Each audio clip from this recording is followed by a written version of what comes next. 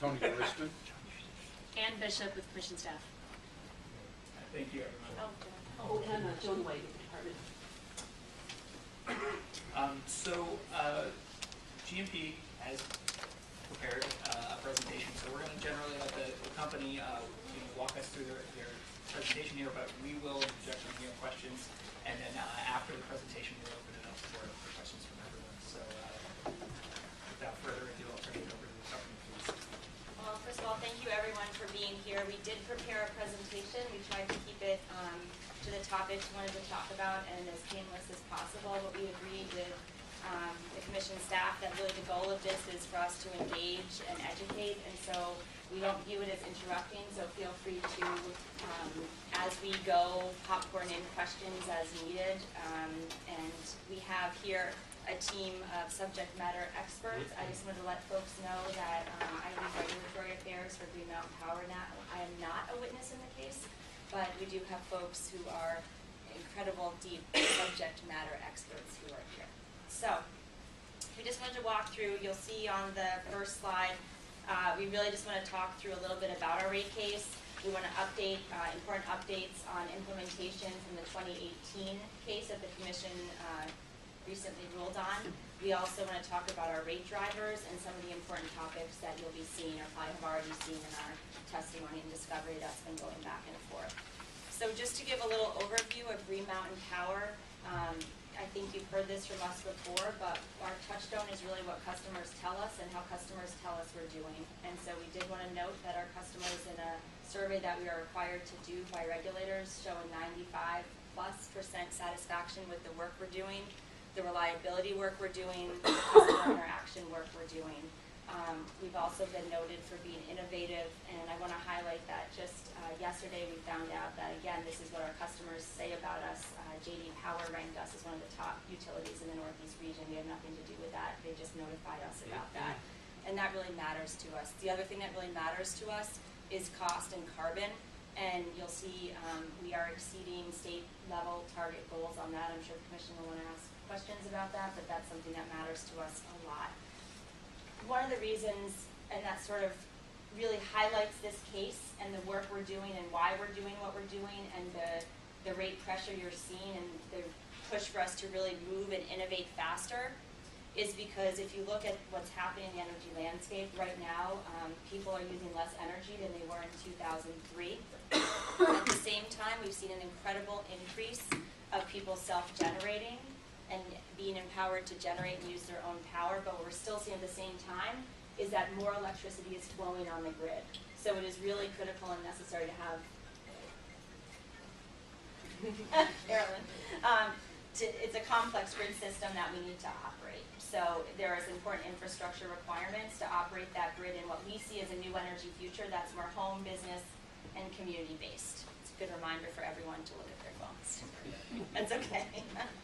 And I think what the Commission will see in this rate case is that we are working to control the cost pressures we can control, and we're also looking ahead to what can we do to mitigate what we see as some uncontrollable cost pressures from the regional grid.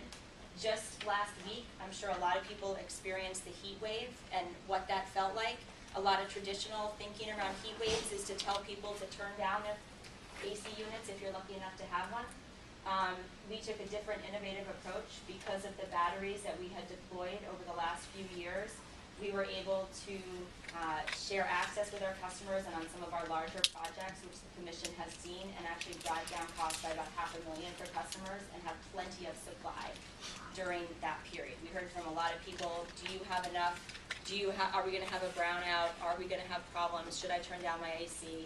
And because of the innovative work and the forward-looking work this team has done with feedback from the Department and Commission, we were able to deliver on a different way of thinking about things.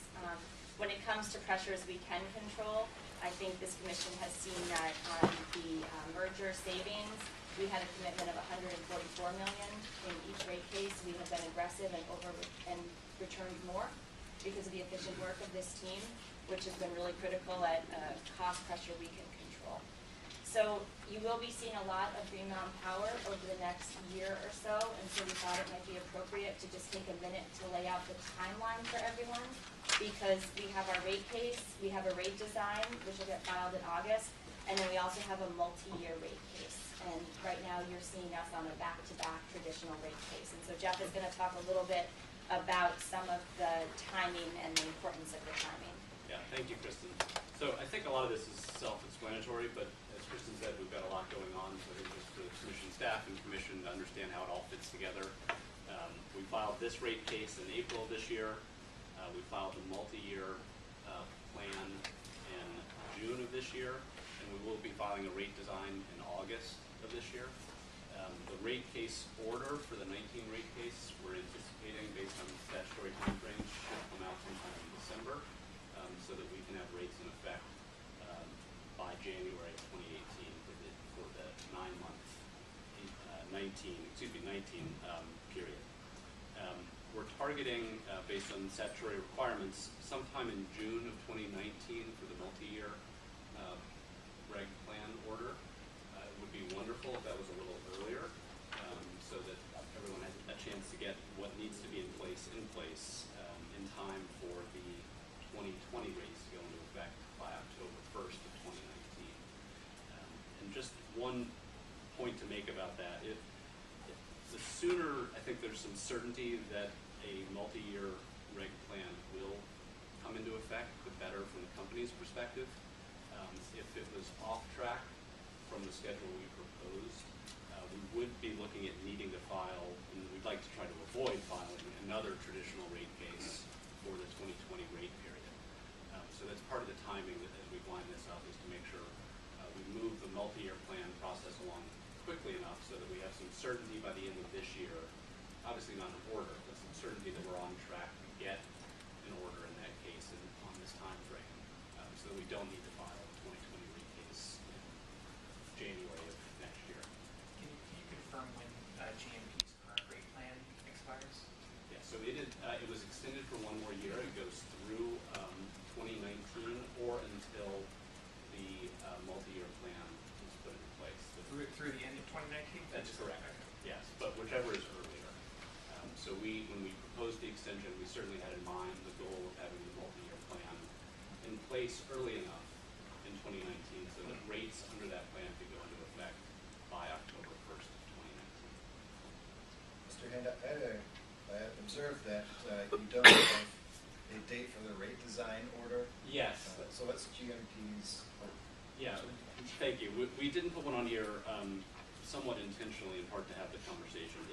It's required by statute that the commission issue an order in a rate design proceeding within 7 months of the order in the rate case if a rate design is filed while a rate case is pending. So that would put the required deadline for the rate design filing sometime in June or July of 2019 as the required end date. We certainly would hope to work with the parties to have that come out earlier so that we could have also integrate the rate design no later than 10/1/2019, but ideally maybe a little bit earlier. We can speak about the timing of that when we file the rate design, but that's the current thinking. Does that answer the question? It does. Okay, I think that's it. So Kristen, back to you. All right, so the other thing I wanted to highlight was that obviously this is following another traditional rate case. So in the 2018 MOU, the PUC required some updated work and revised capital documentation process. We're going to go into that in greater detail later, but we did do that in cooperation and coordination with the department to make sure that we have a really appropriate and robust process around capital planning. We also, as you know, for this rate case, we had a 9.1% ROE in 2018, and there was an agreement to, in the 2019, have that rise to 9.3, and that's what we had proposed in this docket. So our 2019 rate case filing, just to underscore, complies with everything that we talked about in 2018. And for us, you know, I talked about it at the beginning, but it was really critical as we put together this rate case that, you know, it continues to enable innovation to happen.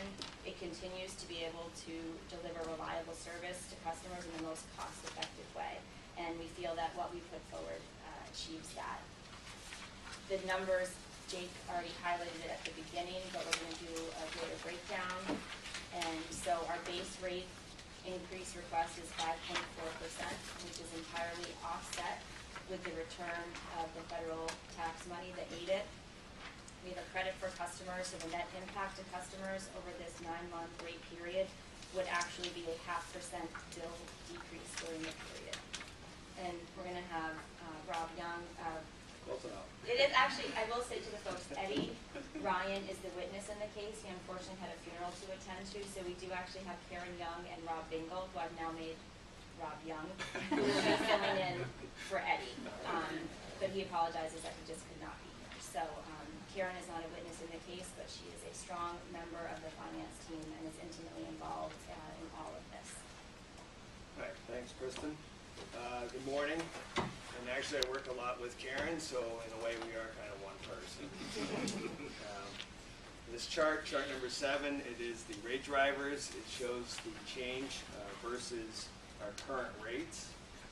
The source of this information is actually Exhibit ER1, Schedule 1. You'll see that that has probably about 30 or 40 lines of information.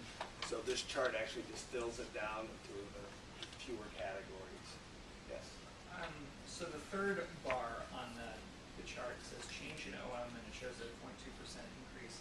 How does that square with, I'm looking at page 23 of Mr. Ryan's testimony, where there are a list of cost of service adjustments, and number 7 is base O&M adjustment, and it's a $29 million upward adjustment, which would be a significant percent. So they're probably different things, but I just Yeah, want so to in that bucket, O&M, so. In that bucket, we have a few different items. So we have the main one is the platform. And the platform is when we first merged back in 2013. We looked at the O&M of the 2 different companies. And since then, that has changed by inflation. And so it reflects actually about 4 or 5 years of inflation or deflation. It was actually a year of deflation. So the way it is in our filing, it shows, hey, this is the platform, which is the 2013 costs. We change it by the rate of inflation or deflation. Then the reconciling part of it is actually the merger savings. And so if you go at the bottom of Schedule 1 of ER1, you'll see that the merger savings are a reduction of, I think it's $13.875 million. And so that is where we share with the customer the benefits of the fact that instead of having 2 utilities in Vermont, there are now 1. But can you explain to me what changes are reflected in that $29 million figure at Mr. Ryan's testimony? Yes. So if you look at Exhibit ER1, which is our cost of service rate base summary, which literally goes from a test year to a rate year, you will see that our ProBooks numbers for the test year for those categories that are in our platform are at what our actual costs were. So that already includes total synergies. That's why they're so much lower. So the adjustment to get us to the rate year brings us back to what our inflated platform costs would be. So it's not an increase. It's just getting us back to the platform, this geography, and then you will see down below on that exhibit that there is that credit that we are returning, and it's the customer's portion of the expected merger savings. So when you say platform, can you explain that? Thank you. Yep. So again, we were 2 separate companies, and we merged in 2013. And as part of the merger agreement, we looked at the existing O&M that the 2 companies had in that time period, and we said, all right. So part of the agreement was that we look at that O&M as if we were 2 independent companies, and it would change by the rate of inflation. But because we are now 1 company, there are merger savings that result. So we have fewer staff, we have less reporting because it's all consolidated. They're just sorts of things where you have operational savings that occur. And so as part of our filings, we show the O&M just like it was back in 2013, changed by that inflation.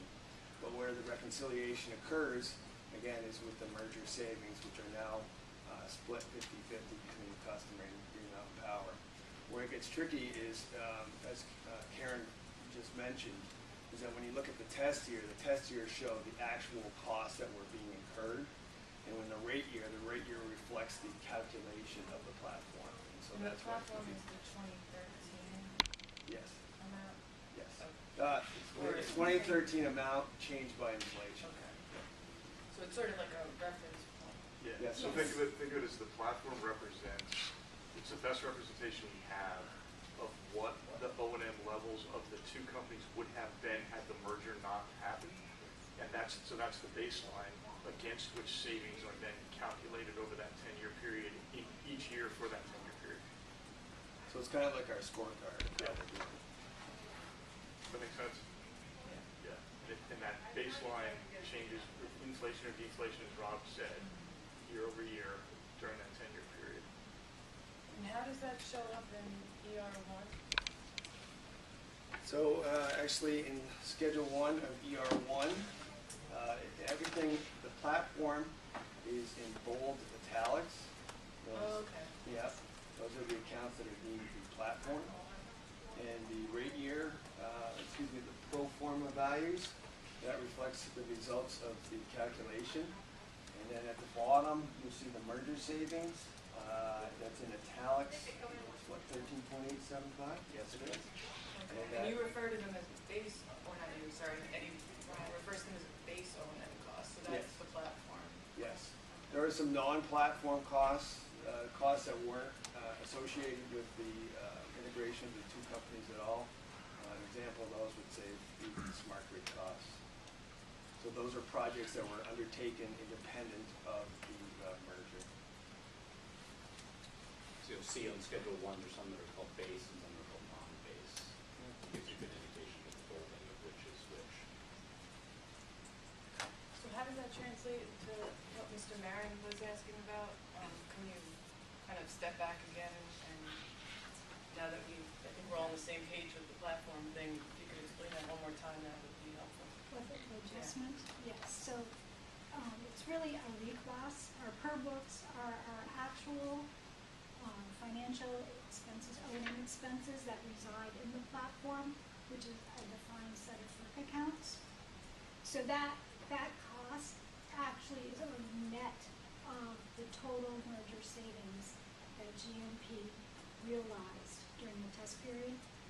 So, in order to get back up to what the platform should be for 2019, that is that large adjustment. So it's sort of like a placeholder, it's sort of, It's a proxy, as Brian stated. It really is a proxy of what would the O&M expenses be pre-merger for the two companies based on the 2013 filing and then inflated each year. And so when we talk about the filing, we're bridging from the test year to the rate year. In this particular slide, we're showing rate year over rate year. And so it's a different comparison. It's just a different frame of reference, that's all it is. Yes. So Rob, do you want to step back and maybe walk through the other bars? Sure. Maybe ask some questions about one. Sure. So the first one is going from left to right.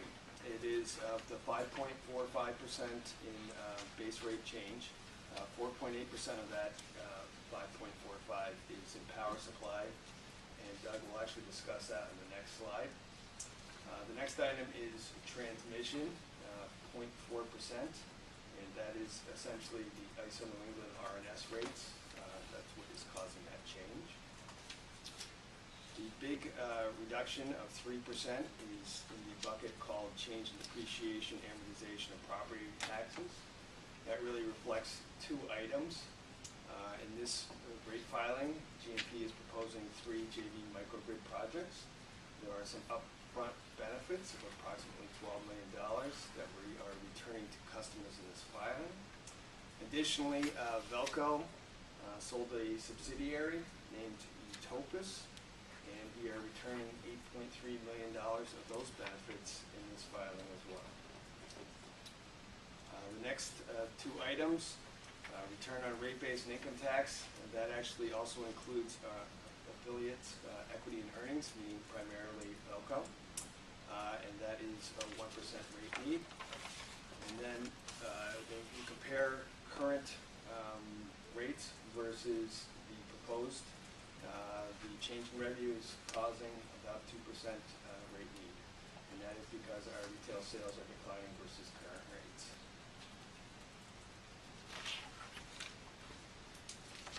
With that, I will pass it along to Doug.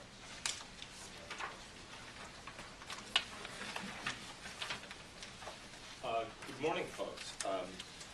Doug Smith. I'll be looking at what's slide 8 on the package, major power cost drivers, and talking through a couple of those, which are the largest contributors to the power cost component of the rate need, the 4.8% that my colleagues looked at the previous slide. So the first item we see here is decline in net REC revenues. RECs, renewable energy certificates, that's what the acronym means. And as the commission team knows, maybe as well as anyone, under Vermont's law and policies, we're in a somewhat unique position here in Vermont. Our utilities are both buyers and sellers of renewable energy attributes or certificates. So just very briefly, we have a renewable energy standard.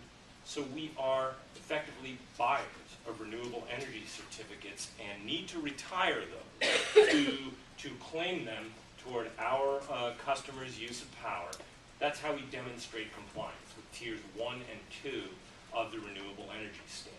So, that's the buy side, if you will. The sell side is where GMP, like a number of other Vermont utilities, sells pretty significant volumes of renewable energy certificates from plants that are new in a long-term sense in New England, and they qualify for some fairly high-value REC markets. We call them Renewable Portfolio Standard Class 1 in the region, and can command some significant market prices. So the sell side is that many hundreds of thousands of megawatt hours, something on the order of 15% for a sense of magnitude, the megawatts of our supply are sold to buyers primarily for compliance with neighboring state REC markets, and the revenues are credited. They represent a reduction to net power costs. So this item reflects the fact that might be somewhat counterintuitive, but when the regional market price for one product, in this case Class 1 RECs, declines, it represents some loss of revenue to GMP and therefore an increasing factor for our net power costs. So we experience those through a managed sale program. So for the year 2018, for example, we sell forward generally from 1 to 4 years ahead of time blocks of renewable energy certificates and try to lock in favorable prices. So it's not like it all happens at once in the spot market, and our current REC trades are doing very well compared to market. We've essentially sold before the price drop, if you will, in the region, but fundamentally this is a regional REC market price drop that to some degree puts upward pressure on our net power costs. That's what I meant by market prices softening.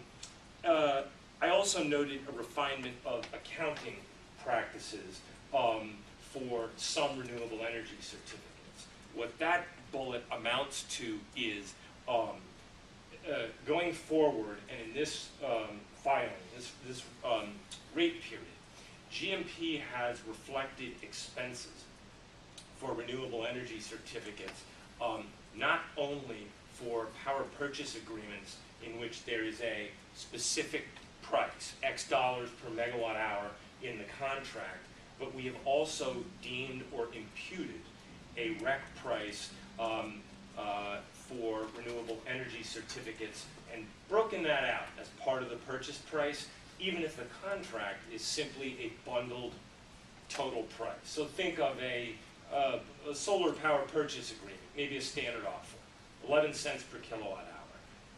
It's a bundled price. It doesn't have a particular component for the renewable energy certificates, but it matches our expenses and revenues better, more effectively, if we break out essentially an imputed rec component at the time of the deal and match those expenses with when the company received revenues for those recs.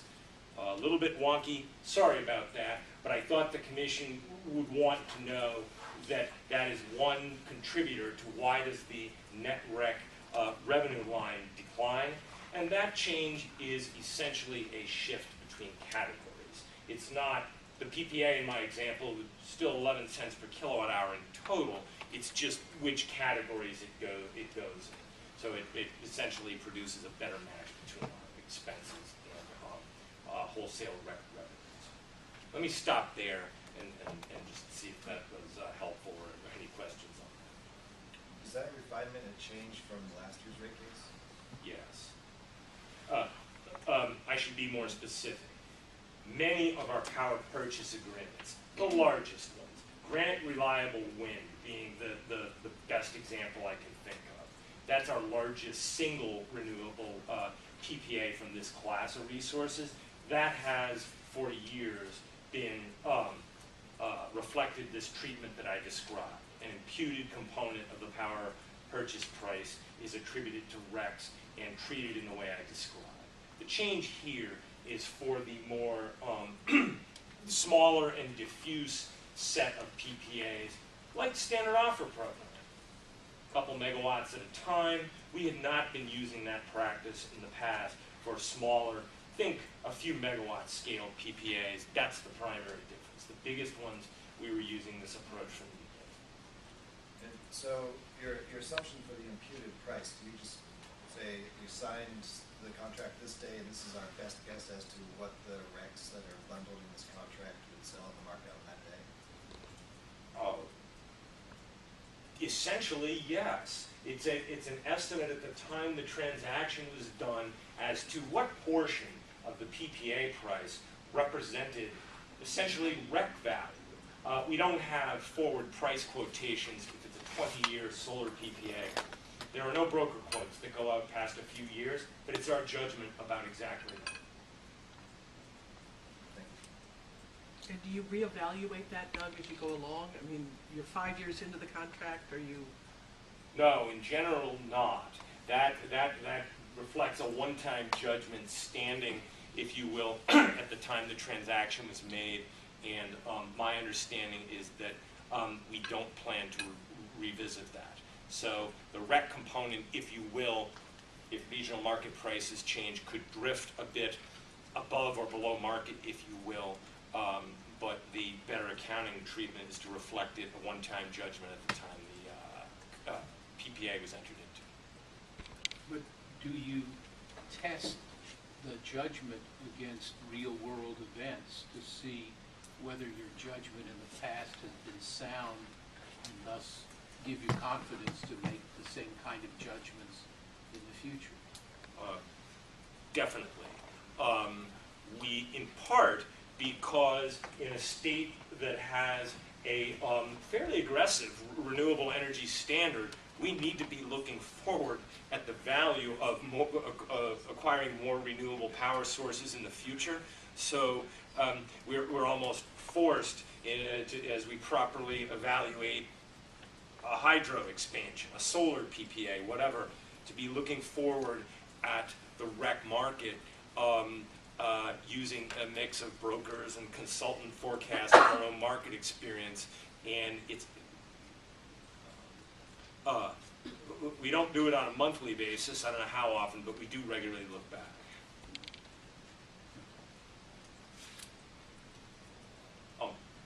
So that's the decline in net REC revenues item. The next item is growth in net metering.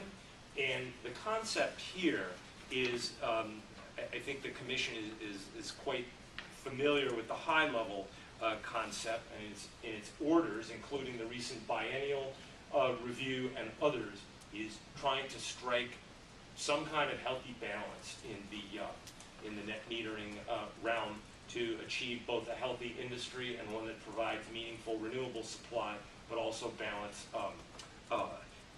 the cost of that and impact on rates. In this case, we have a significant growth path and the punchline is that the effective cost of net metered power through the adders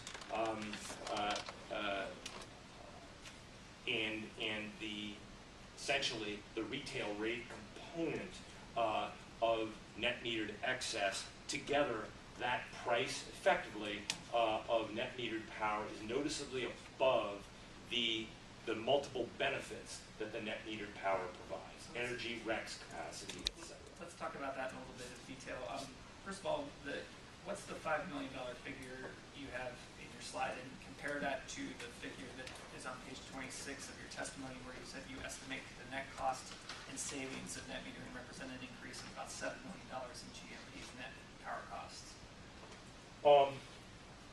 I don't have the source of that right in front of me, but I'm confident that the concept is the same that Mr. Dingle referred to a little bit here. My testimony and exhibits are, logically rooted in a comparison of test year cost to rate year. What it represents, conceptually, is the net of cost of net metered excess, which represents an expense to power supply, versus several types of benefits: energy, loss reduction, a contribution to lowering peaks that drive capacity, things like that. It's the same approach, just two different time frames, one comparing to the test year and one essentially reflecting what's in rates in 2018. So turning to the $7 million figure that's in your testimony, that is just for this rate period, and not, what I'm recalling is that in that last year's rate case, there was a similar representation that net metering was having an overall increase to power costs of about $8 million. And so what I want to understand is, does this represent a decrease, or is this just, these are additive, that actually year one there was an $8 million increase, year two there's a $7 million increase, and that actually we're at $15 million a year of overall. Comparing from 2 years ago to today, there was no net metering, the power cost would be $15 million less, using the numbers that I just said. $8 million a year of overall.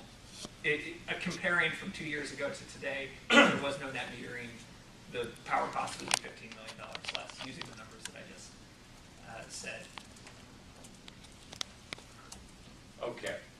The $7 million figure in the testimony that we're talking about is a comparison of the test period, the first 9 months of 2017, and our estimate of how the costs and benefits of net metering in the first 9 months of 2019, or the rate period, compare. That answers my question. That's primarily it. There can be overlap depending on which cases you look at, and I think it's kind of intuitive the way on slide, I think it's 7, where we presented it. In part, it makes sense for the audience to understand what's different from effectively what's reflected in the retail rates. So it's an equally valid but a little bit different way of presenting the same information about what we're expecting for the rate year. Thank you, and I'll just follow this up with one document request for the company, which is, may I have whatever worksheets or calculations you use to derive that $7 million figure, and if, to the extent it contains any assumptions, or please try to be explicit and explain how those numbers were derived. Okay. So.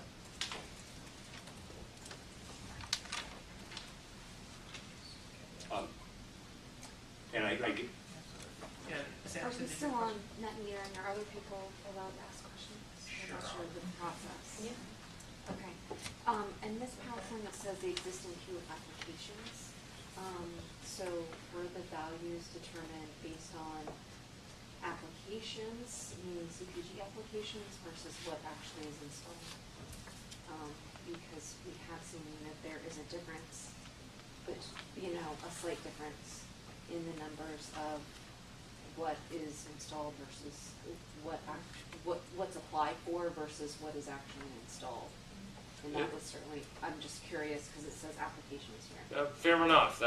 No, good question. And I support your point that there is sometimes attrition. By that we mean projects that apply for interconnection. They may intend to build, but for whatever reason, financial, permitting challenges, whatever, do not follow through. And in some periods, it's not small. It's noticeable. In this case, my primary point was to note that we needed to sort of do this outlook in two steps. One, we have a group of projects that have applied. They're discrete and known, but there's also a momentum, a pace of applications. To your question, though, we took the queue of applications at the time we were developing the filing. So basically this winter, spring, roughly, I think February. And we took that queue and applied an attrition rate based on the last several years. I have to check whether it's something like 4 years. So a noticeable amount by scale of project we assumed for whatever reason would not come to fruition, and the rest we assumed would be completed over, I think, roughly a year. Doug, could you clarify, are you talking, you mentioned CPG applications, but I think you're talking about interconnection applications. Could you clarify what kind of applications you're talking about? That's accurate. Well, when I was referring to application, it's from the perspective of our think of GMP's engineering team seeing the projects that apply for interconnection. And one of the ways, so that's the total pot, if you will, of projects that we see potentially coming in. One of the forms of attrition that can sometimes happen is a project that applies for interconnection. For whatever reason, they don't make it to apply for a certificate of public good. So that's a valid distinction. I was referring in my comments to applications to mean requests for interconnection for these types of projects. Okay. Yep. Thank you for that. And what is the attrition rate? I would have to check that. It varies by type, a scale of project, and tends to be a bit larger for the larger projects. I can tell you that rate, for a sense of magnitude, the rates tend to be in single percentages or teens of percent as a fraction of projects that apply but ultimately don't come online. But I'm a little rusty on the categories. Perhaps you could provide some follow-up on that? Yeah. That would be great. Good. And I have one more question related to this slide. It says near-term value.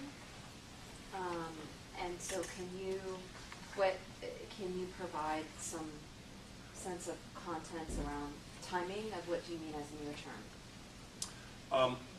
What I was referring to primarily here, near term, is like the next year or two in the context of the rate filing here. So to give folks a sense of the value of power that affects the rate need being discussed here in this case, I will add that for the major sources of financial value, like energy market value, more net metered power, GMP needs to purchase less from the wholesale market, as well as capacity. The outlooks are quite flat for the next handful of years. So there's not a lot of, I don't think the answer would change strongly whether we looked at, for example, the next year or two or like 5 or 8 years. The power market outlook is pretty flat. And is that only incorporating the wholesale cost of power purchasing? Or is it incorporating the other benefits that customers who are net metering and generating their own are providing? Such as, transmission and capacity, et cetera. Good question. A couple things. The focus of these numbers is on the first group you mentioned, wholesale value, avoided purchases of power or transmission that GMP would need to make by virtue of having more net metered power, basically reducing the amount of load that we need to handle in the ISO New England market. okay? I can think, based on your question, of a couple categories of benefits. One that doesn't show up here is to the extent that a retail customer who is a net metered participant experiences a price for their solar power that's less, effectively a bill savings of some percentage. We don't have a good way of estimating that, and that's not reflected here. So if the participant net metered customer has a bill savings, that does not show up here. You also mentioned transmission, and I'd probably throw distribution costs in there. That has been, over the course of the net metering program, at times a meaningful benefit stream. The presence of net metering has reduced summer afternoon peaks, and by summer I mean broadly the sunnier months, and reduced those peaks. The draw we need to take from the ISO New England, as well as on some distribution circuits. Incrementally, going forward, the next 50 megawatts, the next 100 megawatts, we do not see any appreciable broad benefit from those peak reductions. The reason being, we have shifted at GMP and Vermont as a whole to overwhelmingly an evening peaking system. During that heat wave, our customers were consuming the most on some days in summer afternoons when it was still daylight, but the presence of solar, particularly the fleet of solar we already have, held the net load, the one we need to buy from the ISO market, to less in the daytime, and we peaked well into the evening when it was dark. So going forward, those benefits, which can include both transmission and distribution, are essentially limited to special cases. Particular circuits that maybe they don't have much solar on them, or maybe there's load growth that has a different profile. But broadly across our system, we don't see much going forward. But, and do you calculate like specific areas where there are values? Because there obviously, as you mentioned, would be different benefits to customers based on what's going on at certain stations and within the grid. We do. I'm not using the right terms, but I think you understand what I'm saying. I do. Okay. We do look at that. I'm not expert at which circuits are the exceptions, right. if you will, but yes. Okay. My main point is it's rather pronounced how in the last few years the monthly peaks, which determine our transmission expenses, have shifted into the evening, and even ISO New England, this last heat wave, it peaked for the region in hour 18, which is between 5 and 6 p.m. That's meaningfully different from even a few years ago when hours like 13 or 14 were the max. Yeah, it's certainly something that we all should be celebrating based on our, successful deployment of renewable energy. And to Kristen's point earlier, that's where the battery work, Yeah. all that storage really helps when we move peak. And I had a question about that. I saw that press release, and obviously it was very encouraging to everybody. To the extent that your batteries are paired up with solar or renewable projects, how do the savings that you're getting from having that power stored up in a battery that then gets to be used at some other time factored into this, or are you too early in that to be able to start putting it into these calculations? I would say this may not be the most satisfying, analytical answer, but in the short run, one of the biggest benefits is the ability to pair solar with storage and take advantage of the investment tax credit on basically the capital cost of the storage component, as opposed to developing storage in a separate greenfield site, and that improves the overall economics of the project noticeably. and that's reflected in the combined solar storage projects that GMP is proposing essentially now.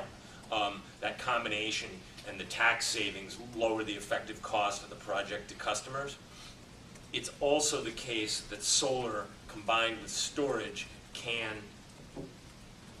I don't have an analytical term except to say, cover a broader peak, if you will, with the storage aimed at those hours in the evening when it's getting dark and solar production falls off. So that's also true. I also think it's important to point out that when we talk about storage, we have some of the projects that we've developed that are the ones you've heard about, Stafford and Panton, and so we have one of those and a few others that you'll be reviewing in this current case in front of you. But we're also thinking differently about devices that are in customers' homes. So when we, as part of this, and it is small right now, and you'll see this in the rate case, but we're talking about heat pumps, we're talking about electric vehicle chargers, we're talking about hot water heaters. How can we look at everything in the customer home as something that can maybe be turned off or lowered during these peak times and create more of that two-way system you've heard us talk about that is going to drive down costs? And with the Tesla Powerwalls that are deployed in the customer homes that we see as a really important program, sometimes those batteries are paired with solar and sometimes they're not. But what is key is that to go through with our program, you're sharing access with us. And so, we can't stress enough that we see that this is critical in the new energy future to think about these solar storage projects and how can we do what we can to find ways to innovate, to drive down costs, and to do it in a way that, quite frankly, keeps people safe and comfortable. Because I'm sure people saw news stories of really bad situations that happened during the heat wave where folks weren't using the air conditioner across the country and really bad outcomes. And that was not our message to customers. It was like, conserve as you see fit, but you need to be safe and comfortable. And this deployment of batteries that started years ago is coming to fruition now. And let me ask you one more question on that. As the EV vehicles and the in-home chargers start coming online, are you thinking of using the car battery is another one of your storage facilities, and that having it recharge late at night when you're way off peak, charge up during the day in a parking lot that's got a solar system? Is that part of your plan? Yeah, there's a lot of exciting technology that's moving forward on vehicle to grid. It isn't really here yet. It is something that we want to pounce on as soon as it's available, but as you can imagine, when it comes to people's cars, they want to be able to hop in the car and use it. So the way we're doing it right now is that with the charging program, if they participate with GMP's charging program, they just won't charge during those times. But there's a lot of opportunity there. Vehicle to grid is something I know Josh looks at a lot. We want to do.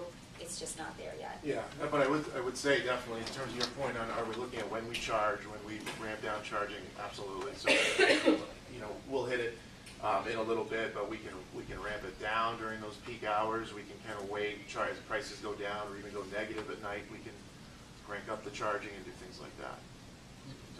We hope we'll hear all about that in our EV investigation. Yes. Yeah, no, it's well timed. Can I ask another question on the tax benefit, the federal tax benefits that lower the cost of the battery storage projects? Are we going to talk more about that? Not about that specific issue. Oh. If you got a question on as it relates to the battery projects, it's probably worth asking now. Okay. The residential, the Tesla Powerwalls that are residential or non-residential, behind the meter, who gets those tax benefits, and is that incorporated into the rate base here? Does it go to the customer? I know, or to GMP? Like, how is that incorporated? You want me to hit it? Mm-hmm. Yeah. So on the Powerwall program, there's no ITC benefit on the battery, and there's a couple of reasons for that. One is when they're not paired with solar, obviously there's no opportunity for the ITC. Number two is the difference in ownership. ITC has to be the common owner of both devices, the solar and the storage. So on the smaller scale batteries, there's no ITC flowing back there. But you do have but you do have, as part of that program, some customers who are purchasing the batteries directly rather than doing the monthly lease program? That's a different, so we have That's the not bring your the own, lease. yeah, That's that's, your so bring bring your your own. own. That's not the bring your own, but I thought with the Bring your own. Sorry. So no, this program is just the one option. maybe talk about previously, there were a couple options, Powerwall 1.0, maybe. You were doing leasing, but I thought you also allow customers to purchase them from you? No, not us. We don't So- need the Powerwall 2.0 program. It's the shared access, and there's only one option. Yep. Okay. And the option is you can pay $15 a month, or you can do a Leasing. one-time $1,500 payment up front if you want to do it that way. But no, there is no purchase outright anymore. Okay. Great. Good. Any other questions on that? So do you want to wrap up quickly on this slide, and we'll move to Yeah, the rest of the last item, I mainly wanted to make the point. It's a catch-all item that there are a number of other smaller contributors that aren't, probably not productive to call them out as, individually in the bar chart, but they're things that contribute to the remainder of the power cost increase you noticed. And although I haven't named them here, just as examples, think of long-term power purchase agreements that have a small, for example, inflationary component on them. The long-term HQ US PPA that many Vermont distribution utilities purchase from. That has a small price adjustment each year. We have a few other PPAs like that. Standard offer program volumes are growing a little bit. Changes in congestion component of locational marginal price. These are much smaller than the first two, so but they are detailed in the testimony and collectively a noticeable contributor in total. I'd like to go back to the rate driver slide to ask for information requests from the company. So when I look at this high level numbers and these percentages, it's really hard for me to compare that to what is in ER1 and to know what you're adding up and taking out to come up with these different categories. So if you could provide a spreadsheet that kind of lays out what numbers are used to compile each of these categories, and then a description of the major categories in just like a very simple way, because I know that it's all connected, and I could see that in Mr. Ryan's testimony where each of the cost of service components are connected to different witnesses and such. But rather than us try to figure out how you came up with that, if you could provide that to us, I think that would be really helpful. Okay. Thank you. I think I can move quickly through this one unless there are any more questions. I'm sorry. Okay. So this one I think we can move quickly through. We're going to hit them a little bit more later on, but wanted to draw attention to the commission that this is a 9-month rate period. We are doing that to align with our fiscal year. I think you'll see that topic, of course, is the returning of all available ADIT money back to customers, which is what creates the decrease of the 0.5% for that 9-month rate period. We are also in this holding our capital spending to much lower levels than in previous years. This was something that was undertaken with a lot of care and thought of the company of how can we continue to provide reliable service, continue to do the important investments we need to do in the grid for this new distributed energy future, but also wanted to highlight that those capital numbers are lower. You'll also see in this rate case that our customer service stats, whether it's calls answered, reliability, any stat that we are measured at by state standards, continue to remain strong, and we see the innovative work that we're doing, which you're going to hear a lot about in this case, as critical in terms of trying to hold down costs and think about this energy future differently. Sorry, Jake, do you have a question? Just about the last bullet on that side, would you Yes, like yes. to? I was trying to find it in the testimony. Yes, so we have that, and there is, and we actually have, we can talk a lot more about that, Rob will as well, but just the high level is that, we want our cost of service to be as accurate as possible, and, what we believe is actually real. And so, in the past, the idea of traditional rate making and growth made sense because we were in an area of increasing sales. And what you've heard is that we are in an area of decreasing sales and revenue, lower levels than 2003. And when we project out, that is continuing to be flat and declining as far as the eye can see. And so we feel it's important to incorporate forecast. And we also feel, you know, the term growth, it is not what you probably, it's not growth, it is just adding the plant to serve the customer, but it is not increasing sales. And so we feel like it was important to include it in that way. And you I'll all save my questions to, okay, to, we to get slide it. Okay, 17. hold on. That's why I was flipping Okay, through no, I things. could, body language is my thing. So, and then I think you're gonna hear more about it from Josh, so I'm gonna move forward on the JV project, but they have a lot of benefits for customers. But tax reform is something that you'll see a lot in this, and Karen Young will talk us through that.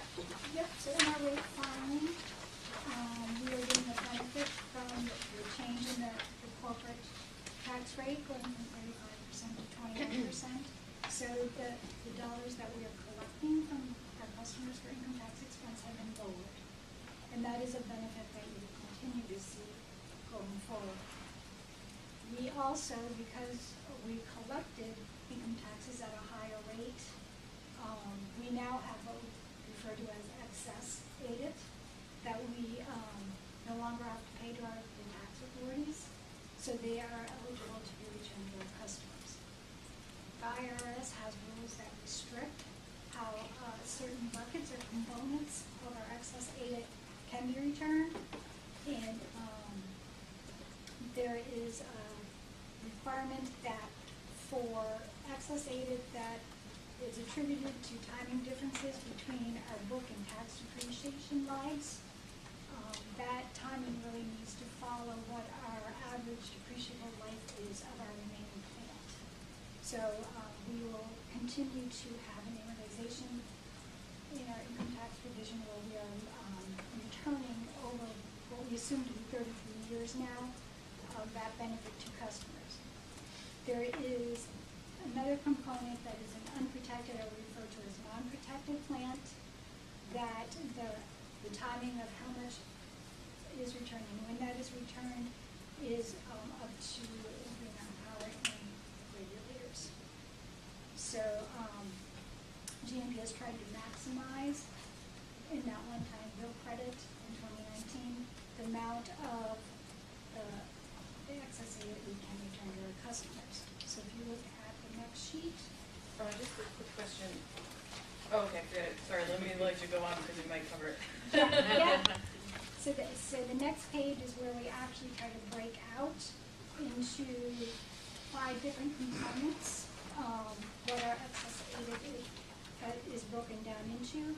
And this actually is a clarification based on some questions in Discovery. Originally we had it into 4 buckets, but we have done a refinement where we pulled and have 2 non-protected plant.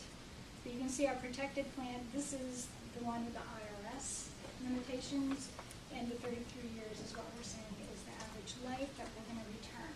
So we have a small tax credit running through our rates for 2019, 9 months worth versus the annualized amount. That is offset by a few items that are not accelerated tax related, so they really fall into a non-productive plan, but we have included them to actually, this is a collection. So these represent deferred assets. And GMP has rolled those forward and said we will collect those over the same time period as our protected plant. The non-protected plant of the 21,000, this is part of the large tax credit, and this is primarily driven by a capitalized return process.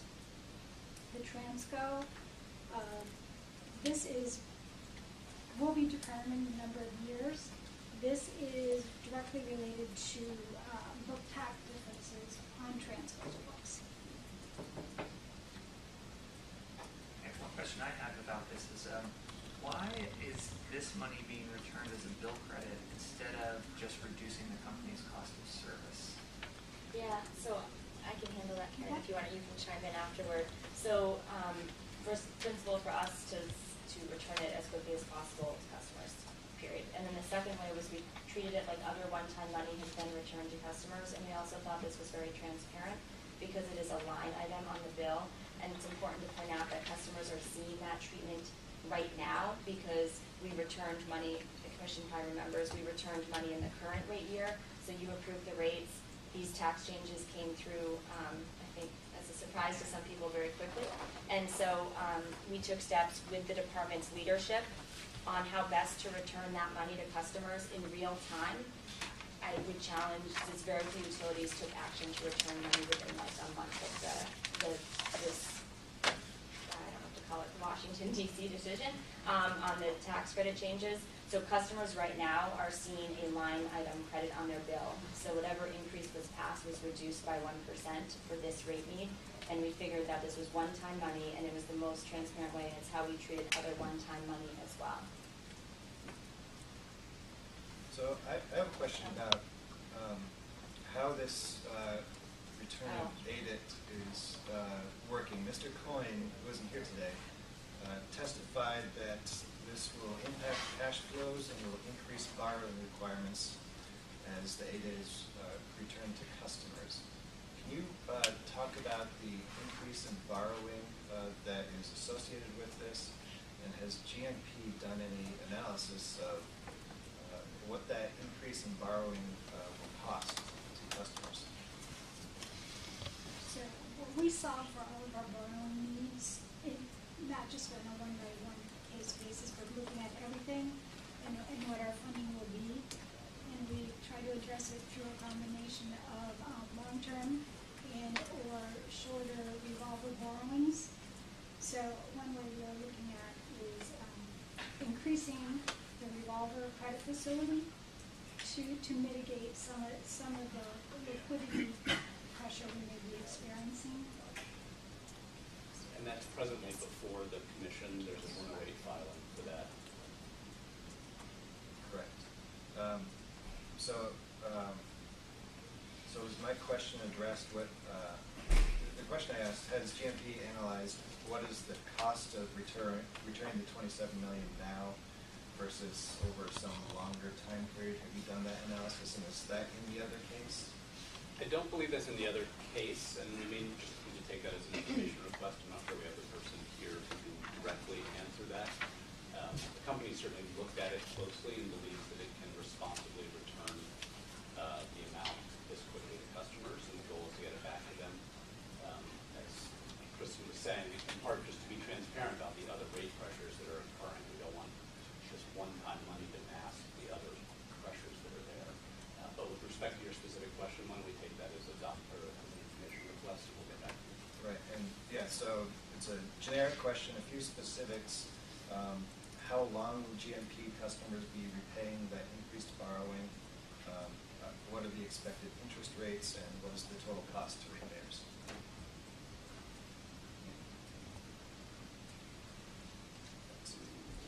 And then I just have a question about the chart. So the 33 years and the costs that are, the amounts that are included in those, is that all dictated by the IRS?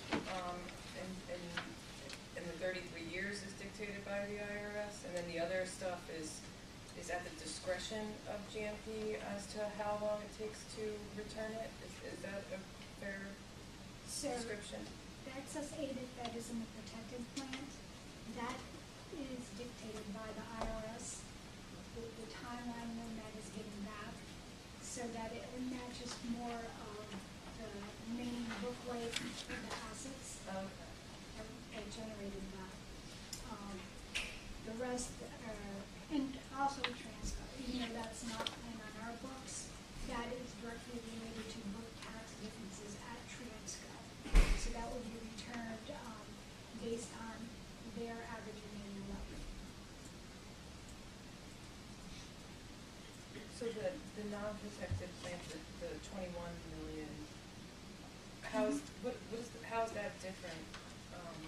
What are some types of things that fall under there as opposed to under the protected plan and the non-protected plan with the subscript one? So that, the 21 million, primarily, that is the GMP's deduction, which, it's a difference due to tax being able to expense certain types of capital repairs, but Board does have to capitalize that.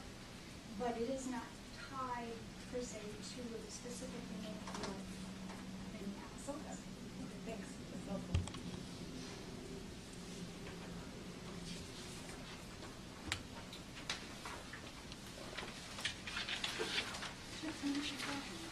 Slide 12, I want to talk a little bit about capital investment over the rate period. So in this rate period, you'll see it's a 9-month plan addition. It is at a level of investment that is lower than had been in the prior years. We've had very good collaboration with the Department of Public Service. The goal, of course, is to strike what we think is a critical balance between the reliability and operational needs that we have to deliver services to customers in a manner that they expect and deserve, with the cost of doing that. I think the healthy tension between the company's view of that and the department's view of that is where we try to strike that balance. How much lower is this than in previous periods? Would you say? This is just 9 months, but Yeah, 12 months? yeah. So if you gross that 9-month up to a 12-month number, it's roughly in about in the low 80 million a year, and we had been on the prior years closer to kind of a mid-90s number, and so that's where we've landed on this. I'll give a personal commentary on this as the leader of operations for the company. The healthy tension makes me anxious, right? Which means it's probably in the right area, and I know the healthy tension makes the department anxious as well, and so I think it's a good sign. They say a great negotiation is when nobody walks away completely happy. We're definitely in that sweet spot. But we look at I look at it in two significant ways, right? It's continuing to do the investment necessary to deliver on the reliability and the operational service levels that our customers deserve, while also giving us the flexibility to continue to push transformation and innovation as we look to turn the corner on the energy delivery model at GMP and in Vermont, because that is a significant focus for us, and Josh will talk a little bit more about that later.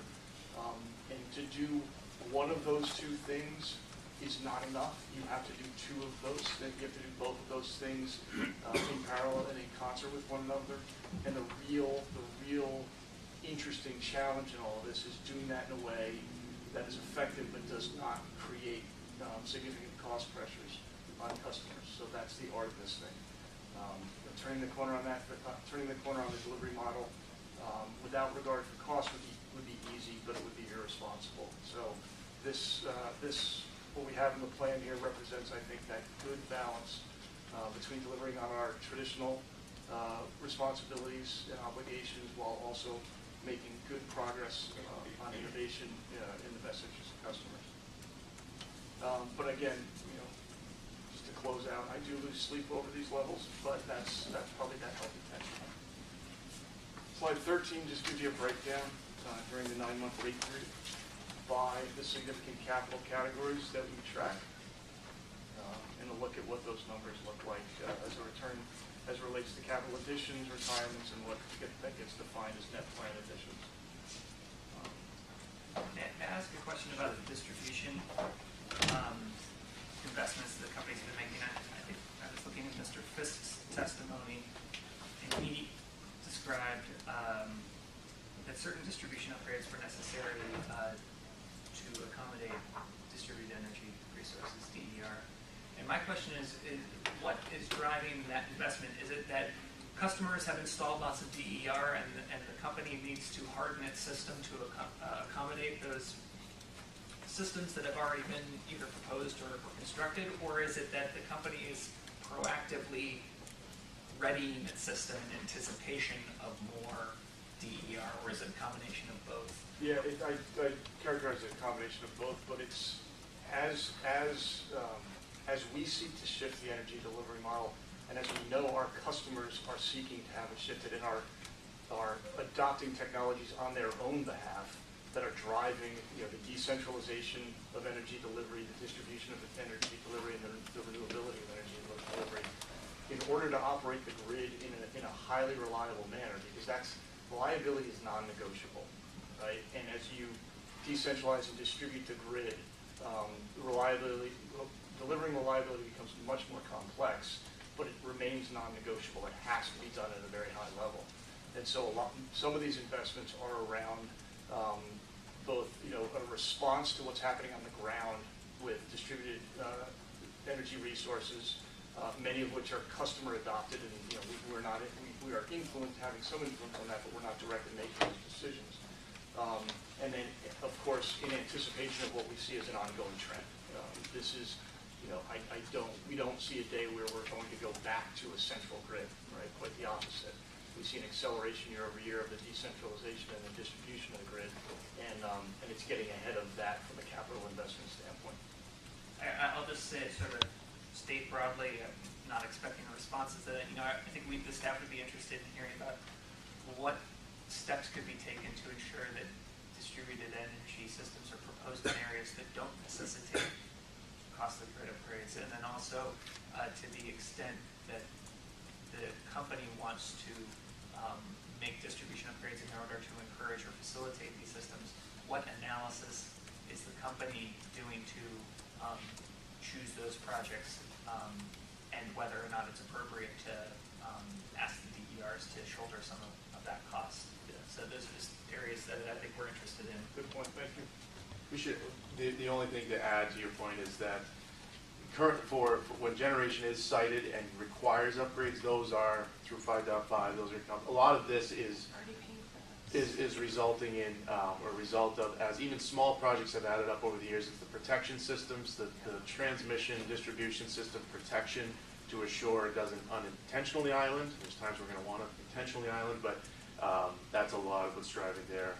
We see a lot of situations where the company is informing us that there is a pre-existing situation on the circuit due to distributed generation, and that it will be undertaking at its expense upgrades to interconnect the system. And so, maybe those are good. They're certainly needed for reliability and those kinds of things. But are those investments things that we could have avoided by steering DER somewhere else, or is there a way that we should be reviewing these systems when proposed to ensure that that cost is allocated fairly?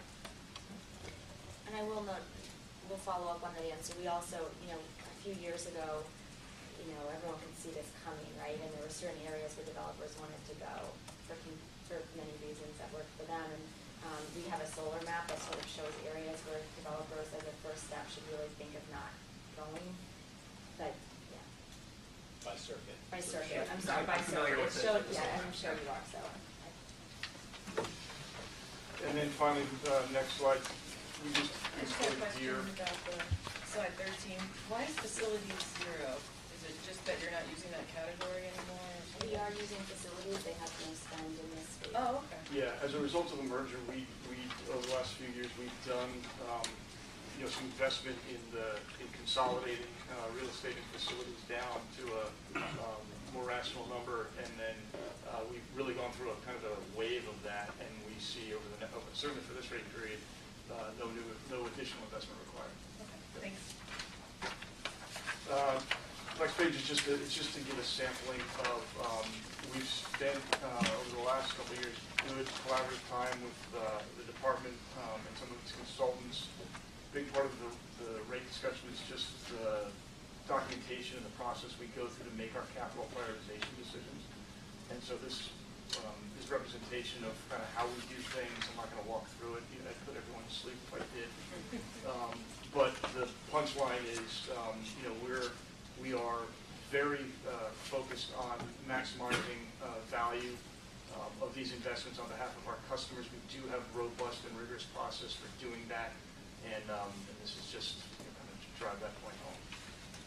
Just one question. In the last rate proceeding, we had asked, you had explained this there, about whether or not you had notes or minutes or any recording of those events. And at that time, you indicated you did not. Has that changed, or is that still the case? So as part of this, this proceeding, we have provided the department and its consultants with, our process and the artifacts that are generated from that. If you recall from the last go-round, I would characterize our process as robust and agile. So sometimes we get into some healthy dialogue around, an expected set of artifacts that are based on a more traditional utilities operating model that we do not embrace. And so our list of artifacts that we do provide are robust and rigorous, but may take a slightly different form than what a traditional auditor or consultant may be looking for. But the short answer to your question is yes, we are providing that information. And Mr. Otley, what would those artifacts be? For instance, an email or what are those artifacts? For that we're providing? Yes. Yeah. So it's basically it's how we capture decision-making documentation through our sequential process as we work our way from what's every possibility of an investment we might make down to what are the meaningful few that we're actually going to recommend and go forward with.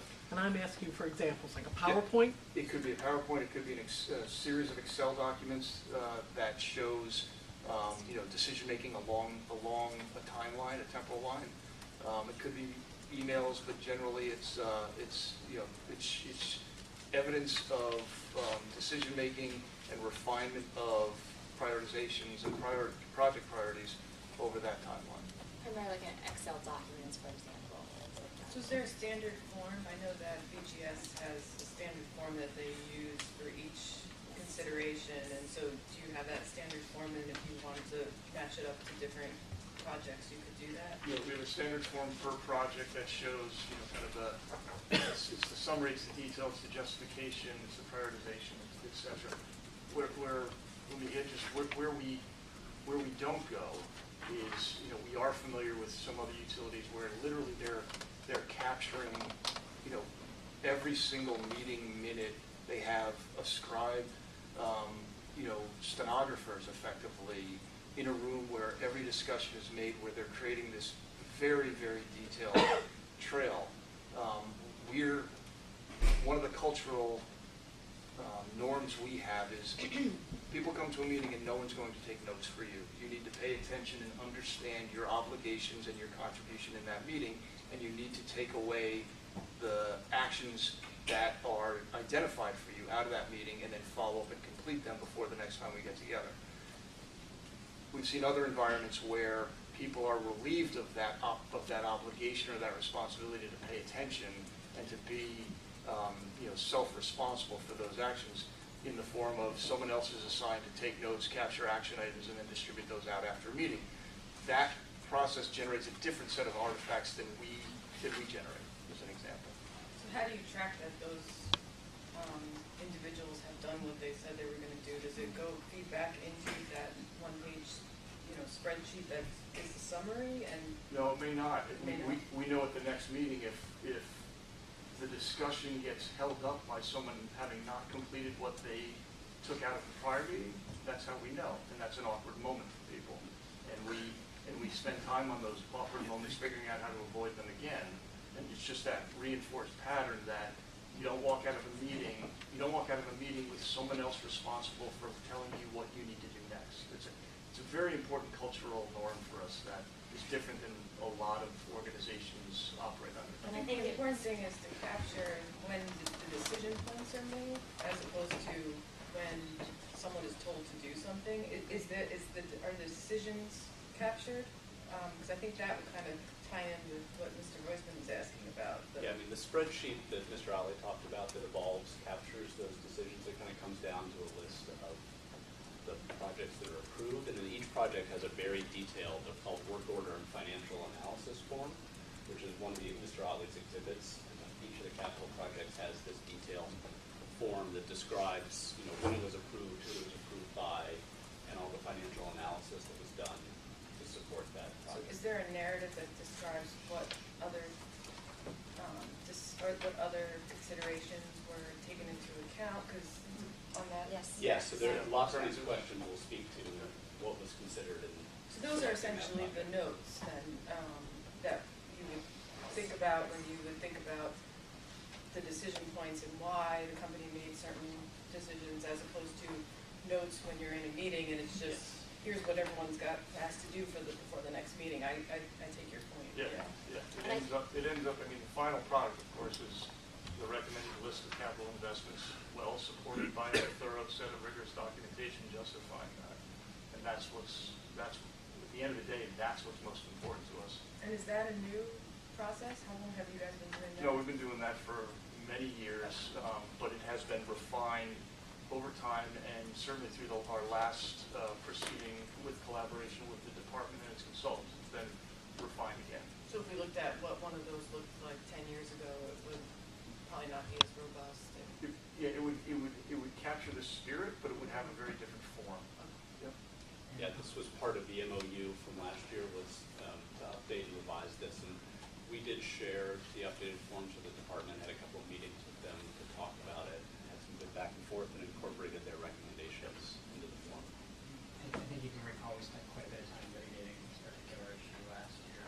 I was a part of that case, Oh, but. okay. Cross-examinations, the rest of the did everybody sleep at that particular point. And they have, I believe, provided to you all the capital folders. We have all of them reviewing them, and the intent was to comply with the language we agreed to that was put in, memorialize the amendment that my understanding last year was about.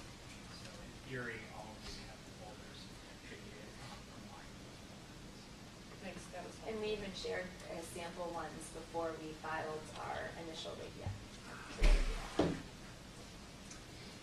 Okay, so slide 15, I'm going to punt it over to Mr. Cassidy. Thank you.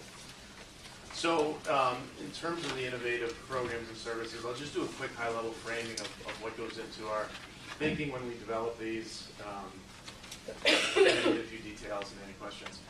So whether it's a GMP direct offered program, a partnership, a third-party engaged program, sort of have three key pillars that we look at. One is, does it return real value to all of our customers in the form of either new revenues or reduced costs, reduced expenses, and delivery to the cost of service and ultimately lowering rates.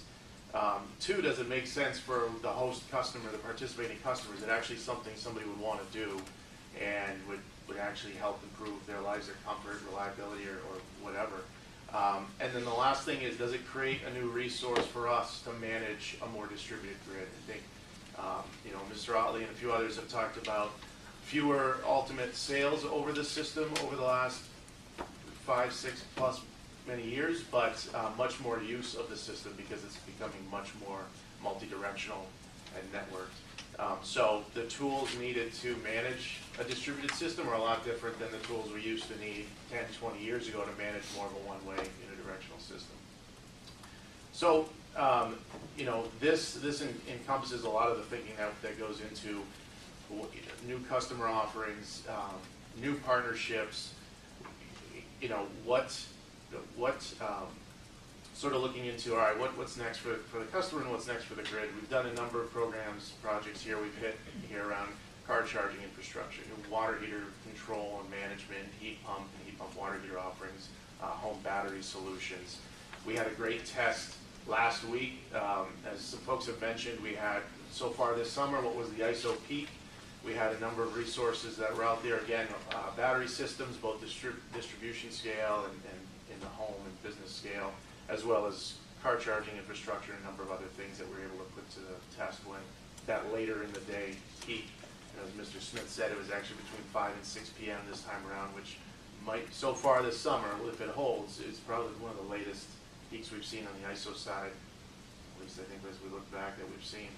So, as expected, that peak is shifting, and solar has done its tremendous job of crushing it down during the day, and now we're starting to see it show up later in the afternoon, both from the ISO New England standpoint as well as Vermont's own peak.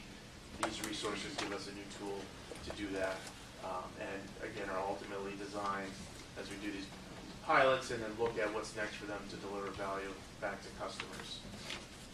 There is an exhibit that lays out where things are at in terms of the actual, in terms of the 19 rate case that's GMPJC3, that lays out what's in existence now and what are we projecting for 19 for some of the specifics on the financials there.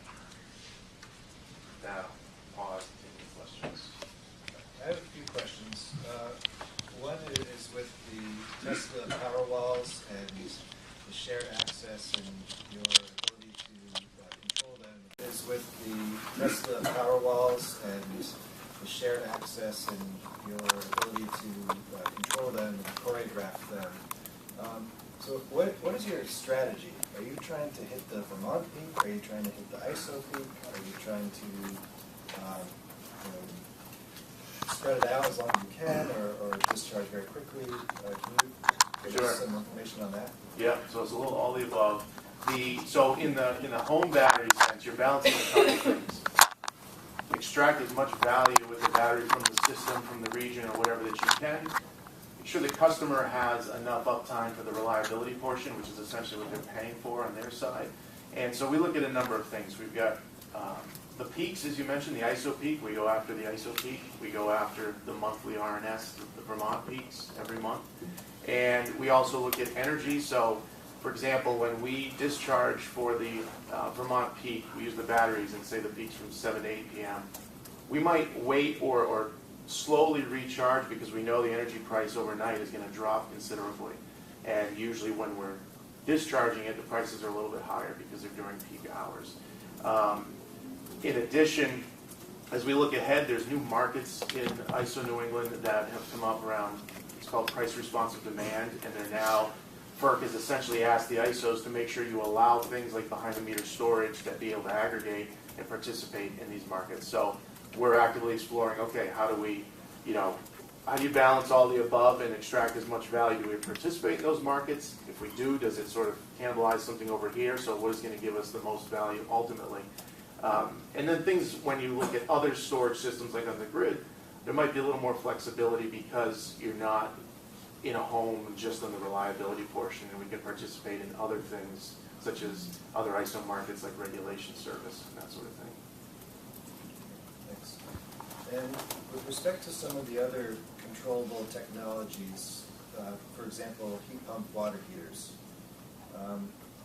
how do you seek to control those? Is it the same, you're going after the same peaks?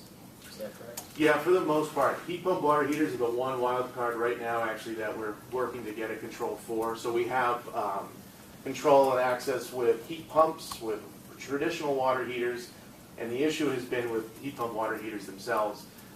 Just turning them on and off like you can do with other stuff is not ideal for the compressor and things like that. So we're working with a few manufacturers there. But to answer your question, yeah, it's sort of the same thing. It's really around, probably more so about peaks in those cases. So with the heat pumps and with the water heaters, we are really looking at those peak times, those later in the day peaks, especially really in wintertime when, as Vermont is winter peaking, that's when a lot of those devices are being used more so. And through sharing access with those, we're sort of targeting those peaks. If I could just add, the power supply witness, our team is the one that tries to identify those peaks and make sure they're deployed. Just to put a sharper point on it, you've heard from us over the years about upward pressure on retail rates, in part from regional transmission charges. In my career, those have at least tripled on a $1 per megawatt basis, if not more, and to some extent in capacity too. So in the current market conditions, it's the most bang for the buck by quite a bit in most situations, that the top value, if you have several hours from a battery or a customer device, where would you spend it first? In most months and most situations, it is by a significant margin the best bang for the buck to start with peak management. That's not to say you don't do others, but in part, it's the increase in the sticker price for setting peaks in the regional market that really supports that value that Mr. Kaskengay is talking about, and managing the peak. I hope that's helpful. It is. Yeah, and Josh, you already answered my question. when I got a heat pump water heater several years ago, I was told you can't be on rate 3 anymore because it's bad for the equipment to turn on and off every single day. So it sounds like you're working on that. We are. There's 2 manufacturers now that we're engaged with that have finally smartened up, I guess you could say, and are coming up with a control, an integrated control, basically. GE had one, then they shut down for whatever reason. So the hope is coming soon. We're testing a few now. And my last question, I believe, for Mr. Castengay is with respect to the innovative pilot programs that you have, if I wanted to see the business case for one of these programs, where would I look? Has that already been provided as an exhibit by you or one of the other witnesses? So, yeah, so they actually get provided in the pilot filing. So towards the end of that, we typically have the current view of the cost-benefit analysis, essentially the business case pro forma for whatever the program is. Its revenues, its costs, its savings, it's in some cases tier 3 energy and those types of things. And then there's for most of them, a 6-month update period. The Powerwell program has a 8-9 month, just went in actually. So yeah, that's where that information would live, and we can. Well, they'll also, and you're also going to see it we have a round of discovery coming in on Monday. So you'll see it in that. And it's you get all the discovery. Yeah, and it's also in our capital folders. And we can pull those out if you want them in one package.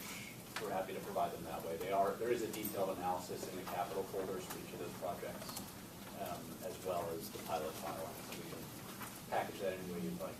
If it's already been provided to us, then I can do a little bit of my own work and try to find them. Just to make sure,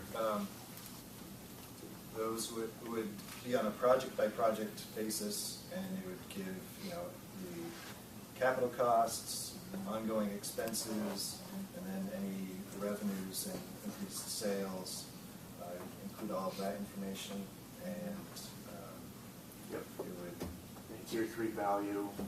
And they're not, I should highlight too, they're not all capital projects, right? We've got a mix of some are capital rate-based items, some are non, some are third-party. You'll see in pilot filings, some are partnerships with a lender. So there's a mix there. Thank you. But can you easily group what needs to be grouped to accommodate these 4 different categories? Or is that something that would be? On Monday, we're going to have a discovery response. It's going to give all the pilot filings in one response, and that would probably be the easiest place to collect that. Great, thank you.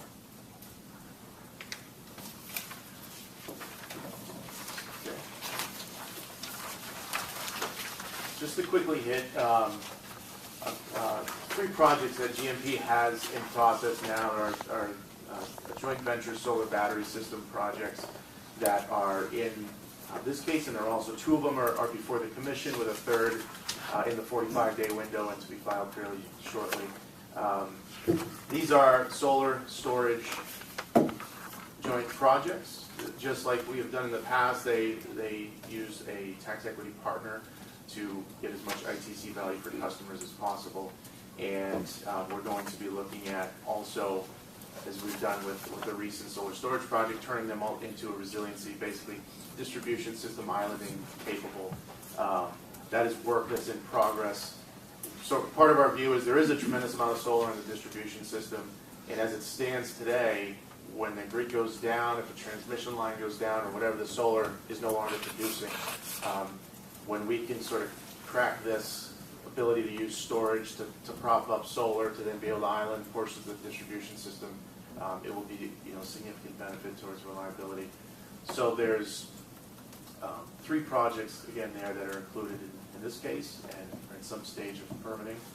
We've talked about, somebody mentioned earlier, Mr. Bingle hit sort of how that flows through in terms of the upfront benefit for customers in those projects, the way that we've been proposing it here for this case.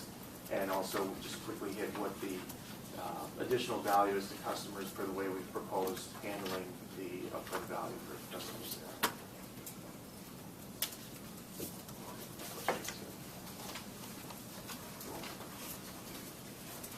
All right, slide 17, for this filing, we are utilizing a forecasted load. The reason why we're doing that is because simply it's more accurate. We reach out to Itron, and they provide us with a forecast for our retail sales for the upcoming period. They take out effects like weather normalization, so they take our prior sales and weather normalize them. They also capture some things like Tier 3 electrification, greater efficiencies due to either Efficiency Vermont or federal appliance standards. And we also capture the increase in solar net metering, which results in a decrease in our retail sales. So when we look at our rate period of January through September 2019, we try to forecast our power supply costs and our transmission costs, and it's important that we actually have an approximate retail sales for that period. Historically, we've used test year. Test year is subject to a couple of things. First of all, you get the whims of weather. So you can look at a period of time, and on an annual basis, it may seem to be pretty normal, but you can get some swings in the winter time frame, summer time frame, and so it is difficult to include in a cost of service power supply costs and transmission costs for a retail sales load that we know in the past was affected by weather. Additionally, it's a new world for us, again, because of efficiencies and solar net metering and electrification of sales for Tier 3 and new technologies coming online. And so it seems that the use of test year is just not capturing what is going to happen going forward. We did look at, in the past, by the way, we used test year and we excluded growth-related items. So the understanding kind of was that you would take out plant-related items such as growth in substations, causing increases in customer load. But then the trade-off was that the expectation was that the rate year sales would be slightly higher than the test year sales. And in the graph shown here, this is actually coming from Itron's report. Retail sales have been declining and are projected to be slightly declining to flat in the upcoming time frame. We did, though, look at if we took out growth, so if we took a couple things, if we took out plant-related items, so that would be primarily return on rate base and also depreciation costs associated with growth. And then we took the Itron forecast and asked Itron to take out growth from that forecast, which is a new request for them.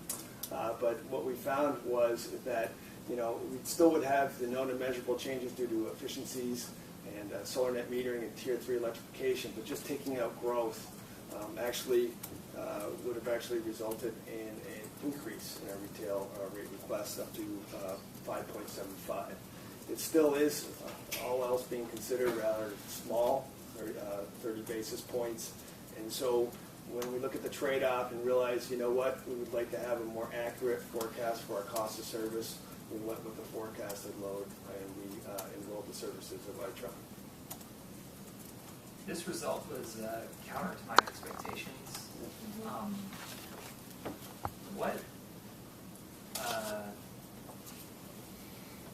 Can you explain a little bit more about why I'm assuming that costs went down because you forecasted them? Yeah, so it's because when Itron produces our sales forecast, there's some competing forces that are in there. And so we still are having economic growth. We still are having an increase in the number of customers. But it's one variable affecting our retail sales forecast. We also have greater efficiencies due to the efforts of Efficiency Vermont and new appliance standards. We know, based upon our queue and applications for solar net metering, that will also be causing a downward pressure for our retail sales. But when you take our forecast and take out the growth components of it, just those two variables, then that reduces our revenue by about $3 or $4.5 million. Take out then the accompanying power supply costs, which were about $2.5 million, and you get then about a net impact of about $2 million of upward rate pressure. Meanwhile, the plant-related costs were about $500,000 to $600,000, and so that's why when you isolate the variables, you get the upward rate pressure. What are the two components that you just referred to? You said two, when you take out the two growth components? Two growth components, excuse me, with the retail sales forecast, or are we talking about the plan cost? Plan. So it'd be return on rate base, and it'd also be depreciation. And that's the 500,000? Yes. Order of magnitude, yes. And is that the 500,000 as compared to the 2 million, is that described anywhere in the testimony? I know part of our discovery response from, Mr. Ryan speaks to this high level as to the impact in his testimony, and there is some further discovery how that balances out. So in the rebuttal testimony, you can make sure to include that little detail, because the discovery, is helpful, but it's not. That's not part of the record. Yep. Last line is self-evident that we may have covered that. Is this the mascot?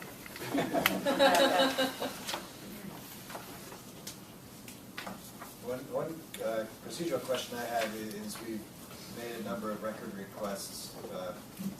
What time frame should we be looking for those to be filed? I think pretty quickly, they're all pretty straightforward. I'd say 1 week. Is 1 week okay? 1 to 2 weeks? I think it was for our purposes. Yeah. They're all pretty straightforward. I had one actually question about the rate case, though. It didn't come up in any of the slides. Cost of service number 16 in Mr. Ryan's, adjustment number 16 in Mr. Ryan's testimony, equity and earnings of affiliates. His explanation of it was too cryptic for me. Can someone just speak to that at a high level? What does that mean? That there is I struggle to even articulate, is it a change in the amount of revenue the company is getting from its affiliates, or is it that you're needing to make more equity investments in your affiliates, and that's a cost that the company bears? Is it, I'm sorry, adjustment 16 in the cost of service? Or Yeah, it's on Mr. Page 27? Yeah. Oh, page 28? No? Yeah, his chart where he just has, Oh, wow. a number of cost of service adjustments.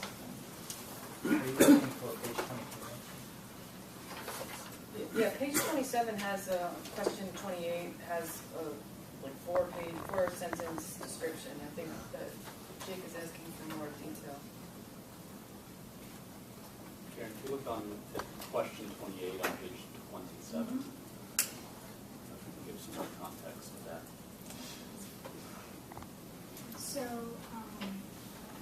So Vermont Transco equity and earnings, those actually are lower, even though we are making continued investments in Transco, in part primarily due to the corporate tax reform.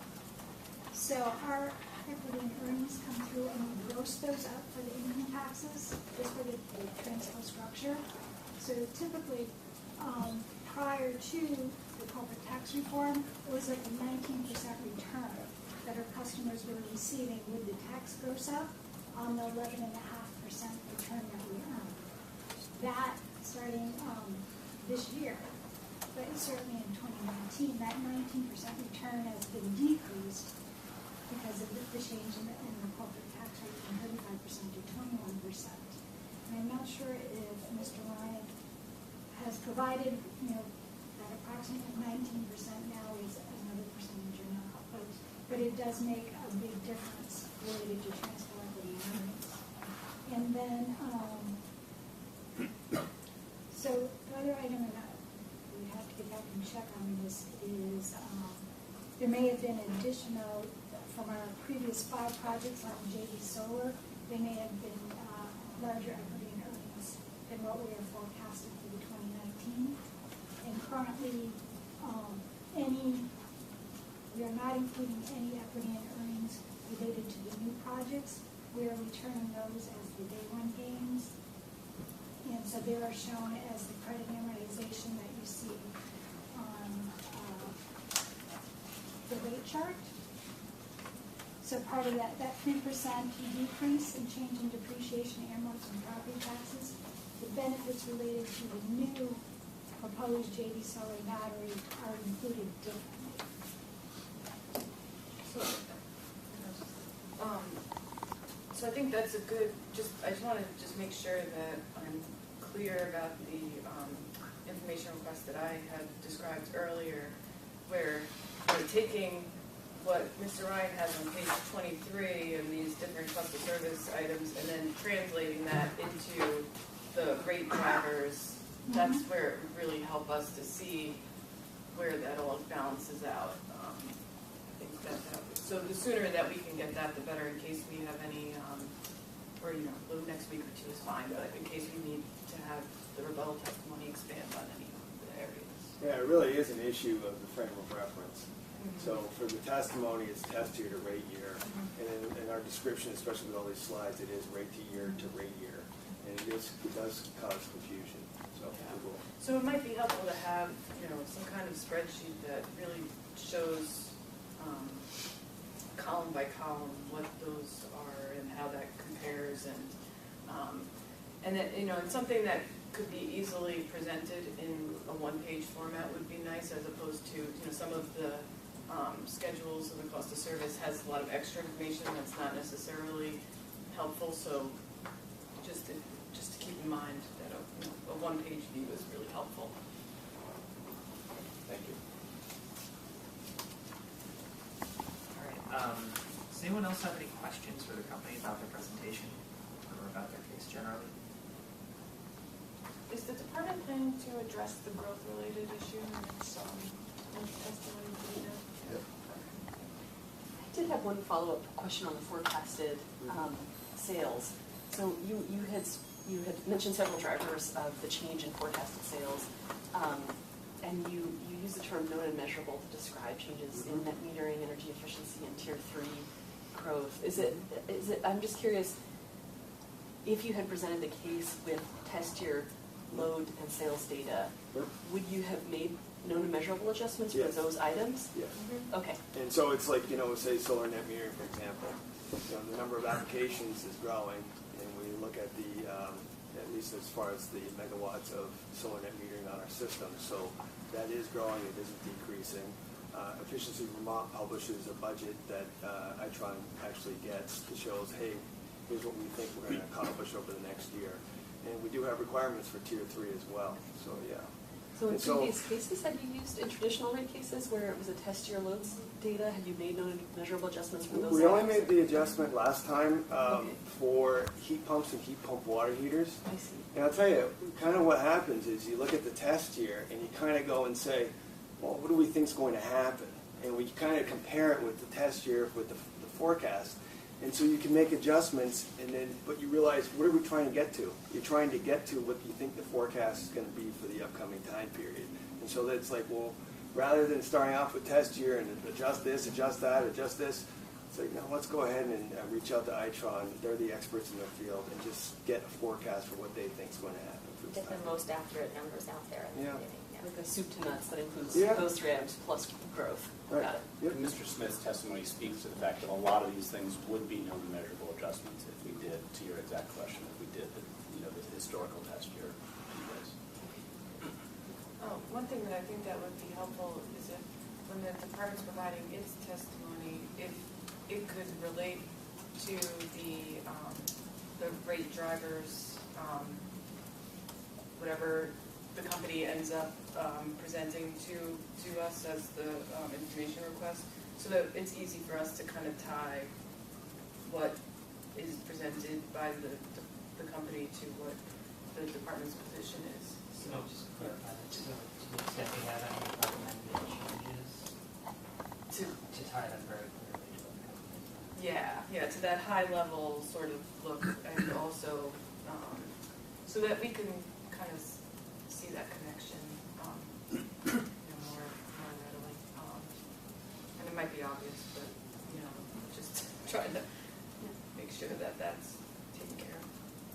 Yeah, I would say that one, as Mr. Bingle said, it's definitely an artifact of how these traditional cases come together.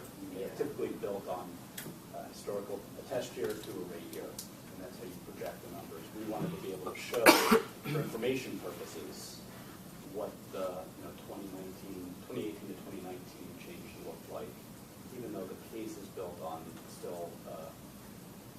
test year to rate year. So we're happy to provide that, but I don't want to confuse it more by saying that that's the basis for the testimony. The testimony is really based in the test year. So just so the record's clear, more than happy to provide that comparison, but I don't want to confuse it by saying that these are the changes we're asking for from 18 to 19. It's based on the test year. So what's in the testimony reflects that test year to rate year. Does that make sense? Do you know what the increase would be then if you got this rate then in October 2019 when the credits are no longer occurring? Yes, that would be the 5.45%. So the request, that rate increase, we're requesting a base rate increase of 5.45%. But in October, is something being added on top of that? Not with respect to base rates. No, just the credit would simply roll off and the base rate increase would remain. I think the only other thing that I wanted to mention is that parties should be thinking ahead towards the evidentiary hearing. We have a week blocked off right now. I believe it's October 22nd through 26th. However, NECPUC has scheduled a cybersecurity training for 2 of the days that week. If possible, we'd like to make some people available for that training, so if we can try to make the hearings work within that, or spill over to the next Monday, or whatever is necessary, but that's something we'd like to try to accomplish. I don't know. 23rd and 24th. 23rd and 24th. Thank you. I think we only used 2 days last year, I believe. I guess we'll have a better sense. Right. I figured that once the parties present their positions, we'll have a better sense of what the... What we were thinking is, and we want to give you all the time you need for the hearing, but if it turns out that you think it's 2 days, but it might be 3, if those 2 days could be the Thursday and Friday of that week with the rollover to Monday of the next week, if that works with the schedules of everyone, that would be convenient. But if we need those days during the week, we blocked them off and we'll be here. Thank you very much. So that works with you. If there's nothing else that folks want to discuss today, finished. Thank you. Thank you. Thank you very much. Thanks. Very helpful. Yeah, thanks very much.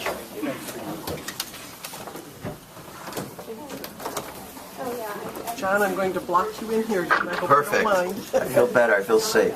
Just stay there. Okay. There'll be another hearing soon. We know that. Hi, Brian. Justin Martin, good Cham's partner. Right. She's working from home. But if you need to call her, she's super available. I would just email her. And give her the because do you need to talk to her about JV microgrid? No. I was going to just pop in and chat about system planning. Oh, yeah.